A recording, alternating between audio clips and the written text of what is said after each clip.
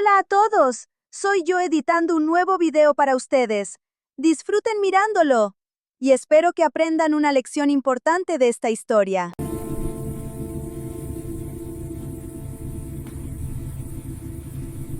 Empezó con silencio, y ese silencio era más aterrador que cualquier grito. No zumbaba en los oídos ni llamaba la atención a simple vista, pero lo sentían todos los que vivieron aquel año. Después la gente decía que el aire se había vuelto más pesado, como si en él se hubiera instalado algo invisible, pero vivo. Por la mañana todo parecía normal. Se abrían las tiendas, olía a pan, sonaban las voces de los comerciantes. Sin embargo, detrás de esa escena cotidiana se escondía una sensación extraña, como si el mundo estuviera al borde de algo, solo que todavía no lo sabía. Entonces aún no sabían a qué conduciría todo esto, pero a muchos les quedó en la memoria la misma imagen, como si alguien enorme e invisible caminara lentamente por las calles y dejara tras de sí una huella imposible de borrar. En las ciudades portuarias, la inquietud apareció antes que en el resto. Allí siempre convergían caminos, voces y rumores. Allí se enteraban antes que nadie de las desgracias lejanas. Por las noches, junto a los muelles, empezaron a contarse historias extrañas. Los marineros hablaban de enfermedades que llegan de golpe, de personas que por la mañana ríen y por la noche ya no pueden levantarse, de cuerpos que había que envolver en lona y bajar en silencio al mar para no asustar a los demás. Aquellos relatos sonaban como cuentos de terror y al principio se tomaron como tales. A la gente le gustaba asustarse con historias, sobre todo cuando el vino corría libre y la noche escondía los rostros. Pero con el tiempo hubo demasiadas coincidencias en esos relatos como para seguir creyendo que eran inventos. En una de esas ciudades vivía Mateo, hijo de un boticario. Creció entre aromas de hierbas, raíces secas y pergaminos viejos. Su infancia no transcurrió en plazas ruidosas, sino tras el mostrador, donde observaba a las personas y escuchaba sus historias. Aprendió pronto a notar los detalles. Un temblor en la voz, una pausa demasiado larga, una mirada que dice más que las palabras. Por eso fue el primero en comprender que había algo extraño en esos rumores. No contenían la exageración habitual que aman los marineros. Había cansancio en ellos, y había miedo, un miedo real y pesado, de esos que nadie inventa para bromear. Recordaba el día en que el primer hombre con señales de aquella enfermedad, de la que se susurraba en el puerto, se acercó a su tienda. El hombre estaba pálido, la frente cubierta de sudor, y en sus ojos se leía desconcierto, como si él mismo no entendiera lo que le ocurría. No pidió un medicamento, sino consejo. Dijo que desde hacía varias noches le parecía que bajo la piel algo palpitaba, como si el cuerpo luchara contra un enemigo invisible. El padre de Mateo le dio una infusión, le recomendó descanso y calma. Entonces aquello parecía suficiente. Entonces todavía parecía una enfermedad común que pasaría, como pasan tantas otras. Pero pocos días después ese hombre murió. Esa muerte no fue una sensación. La gente moría en la ciudad desde siempre. Ancianos, niños, enfermos. La vida y la muerte caminaban juntas. Sin embargo, algo en esa muerte era distinto. Llegó demasiado rápido, demasiado de golpe. Y lo más importante, después de ella empezaron a morir otros. Primero los vecinos, luego los conocidos, luego personas que nunca se habían cruzado entre sí. Y ahí por primera vez, la ciudad lo dijo en voz alta. No era casualidad. El pánico no llega de inmediato. Primero brota despacio, como una sombra sobre la pared. La gente empieza a evitar los apretones de mano. Después deja de abrazarse. Después procura mantenerse lejos incluso de los seres queridos. Mateo veía cómo cambiaban los rostros de sus conocidos. Ayer bromeaban y discutían por nimiedades, y hoy se miraban con recelo, como si cada uno pudiera ser portador de la desgracia. Esa decisión de cambiar el comportamiento habitual lo cambió todo. La ciudad, siempre llena de ruido y movimiento, empezó a encerrarse en sí misma. Mateo intentaba entender qué estaba pasando. Pasaba las noches en la habitación trasera de la tienda, hojeando libros antiguos. Había tratados de médicos escritos muchas generaciones antes. Hablaban de grandes epidemias del pasado, de enfermedades que llegaban en oleadas y dejaban tras de sí desolación. Leía esas líneas y sentía un frío treparle por la espalda, porque las descripciones se parecían demasiado a lo que veía con sus propios ojos. Y en algún momento se sorprendió pensando algo que lo asustó. ¿Y si no era una desgracia nueva? ¿Y si era el regreso de algo viejo, de algo que la humanidad ya había vivido y apenas había logrado olvidar? Pero lo más inquietante estaba por llegar. Pronto la enfermedad dejó de ser algo lejano y abstracto. Entró en las casas. Llamó a las puertas de quienes se creían a salvo. Un día se acercó a la tienda una mujer que Mateo conocía desde la infancia. A menudo venía por hierbas para sus hijos, siempre sonreía, siempre encontraba una palabra amable. Ahora no había sonrisa. Se sujetaba el pecho, hablaba con dificultad y pedía no para ella, sino para su esposo, que yacía en casa y ya no podía levantarse. Mateo fue con ella porque no podía actuar de otra manera, y lo que vio en esa casa lo cambió para siempre. El hombre yacía en la cama, el rostro retorcido por el dolor, la respiración entrecortada, y en la piel se veían manchas oscuras extrañas. No se parecía a ninguna enfermedad que Mateo conociera. En la habitación había un olor pesado, como si el aire mismo estuviera infectado de miedo. Hizo todo lo que pudo, dio infusiones, aplicó frío, dijo palabras en las que quería creer él mismo. Pero en el fondo entendía, no era suficiente. Algo mucho más fuerte había llegado a la ciudad y todavía no tenía nombre. Después de ese caso empezó a llevar notas. No porque quisiera convertirse en sabio, sino porque sentía que si no registraba lo que ocurría, todo se disolvería en el caos. Anotaba quién enfermaba, dónde, en qué circunstancias. Señalaba que la enfermedad parecía seguir los caminos por los que pasaban los comerciantes, por los que se movían las caravanas, por los que viajaban los peregrinos. Entonces aún no sabía que esos cuadernos, si se hubieran conservado, podrían haber sido un testimonio valiosísimo para los descendientes. Solo sentía que allí había sentido, que allí había un camino hacia la comprensión.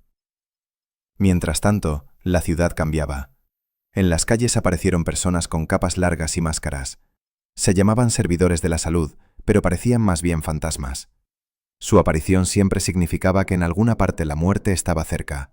Se llevaban a los enfermos, los conducían a lugares aislados de los que nadie quería saber. Se les temía, pero sin ellos habría sido aún más terrible, porque al menos creaban la ilusión de orden dentro de ese caos creciente. Con cada día los rumores se volvían más inquietantes. Decían que en la ciudad vecina había muerto casi la mitad de los habitantes. Decían que aldeas enteras se habían quedado vacías. Decían que los caminos estaban llenos de carros abandonados y de casas en las que ya no quedaba nadie para encender una luz. La gente no sabía qué creer, pero cada rumor nuevo añadía otra grieta a su sensación de seguridad. Fue entonces cuando aparecieron predicadores extraños.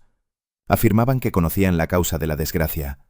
Unos hablaban de castigo por los pecados, otros hablaban de un aire venenoso que subía desde las profundidades de la tierra. Otros susurraban sobre una fuerza oscura que había despertado y ahora exigía su tributo. Sus palabras sonaban aterradoras, pero la gente las escuchaba porque la desesperación obliga a aferrarse a cualquier explicación. Y cuanto más sonaban esas versiones, más crecía la sensación de que no había una respuesta simple. Mateo escuchaba esos discursos y sentía un quiebre interno. Su mente buscaba lógica, causas, conexiones. Su corazón, en cambio, empezaba a ceder al miedo. Porque cuanto más observaba, menos entendía. La enfermedad era impredecible.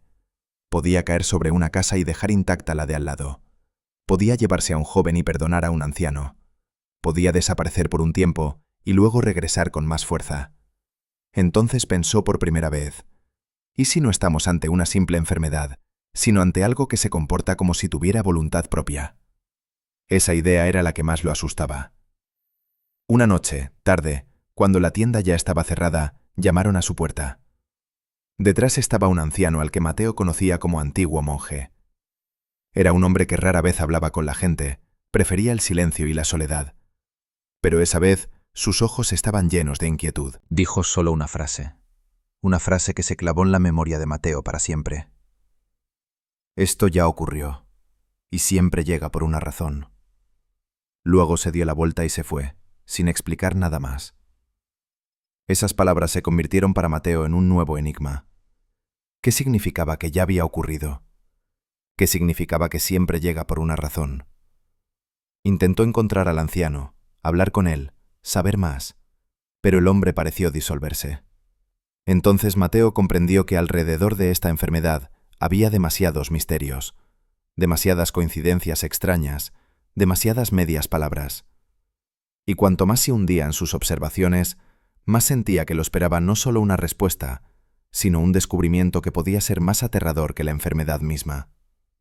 Porque si esta desgracia tiene saconomernost, si tiene un camino, si es como si pusiera a prueba la humanidad, entonces surge una pregunta que hiela la sangre. ¿Y si no es solo un fenómeno natural? ¿Y si es algo más? Algo que va más allá de la comprensión habitual. Entonces aún no sabían que por delante millones de destinos serían destruidos, que el mundo cambiaría para siempre, que el miedo se convertiría en parte de la vida cotidiana. Y entonces aún no sabían que el enigma de esa enfermedad atormentaría las mentes incluso muchos siglos después. Porque el verdadero secreto de la peste negra apenas empezaba a revelarse. Pasaron semanas, y la ciudad ya no era la misma. Parecía haber envejecido muchos años en muy poco tiempo. Donde antes reían los niños, ahora solo se oían pasos escasos. Donde la gente discutía el precio del pan y la tela, ahora hablaban únicamente de quién seguía vivo y quién ya había desaparecido. Cada vez más, Mateo se sorprendía pensando que vivía no en una ciudad, sino en la sombra de una ciudad, en su reflejo fantasmal. Entonces aún no sabían que ese estado se volvería habitual, que el miedo entraría en la rutina y la gobernaría con la misma seguridad con la que antes gobernaban las costumbres y las tradiciones. Mateo continuaba sus observaciones, y con cada día se volvían más inquietantes. Notaba que la enfermedad parecía escoger momentos. Algunos días se calmaba, como si diera a la gente una esperanza falsa. Otros días se abatía con nueva fuerza, como si probara cuánto había logrado creer la persona en su salvación. Ese vaivén no era caótico, parecía respiración. Lenta, pesada, casi consciente. Esa idea le inquietaba, pero no podía descartarla.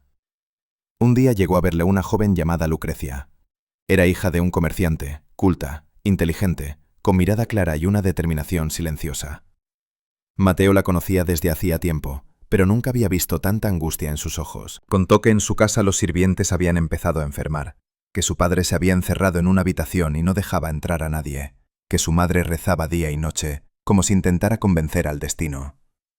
Lucrecia no pedía un remedio, pedía comprender qué estaba ocurriendo, y eso era algo nuevo. Cada vez más, la gente venía no por hierbas, sino por respuestas. Mateo le confesó que no lo sabía, pero añadió que notaba extrañas a Conomernosti, que la enfermedad parecía seguir los caminos de la gente, que viajaba con las caravanas, con los barcos, con las multitudes.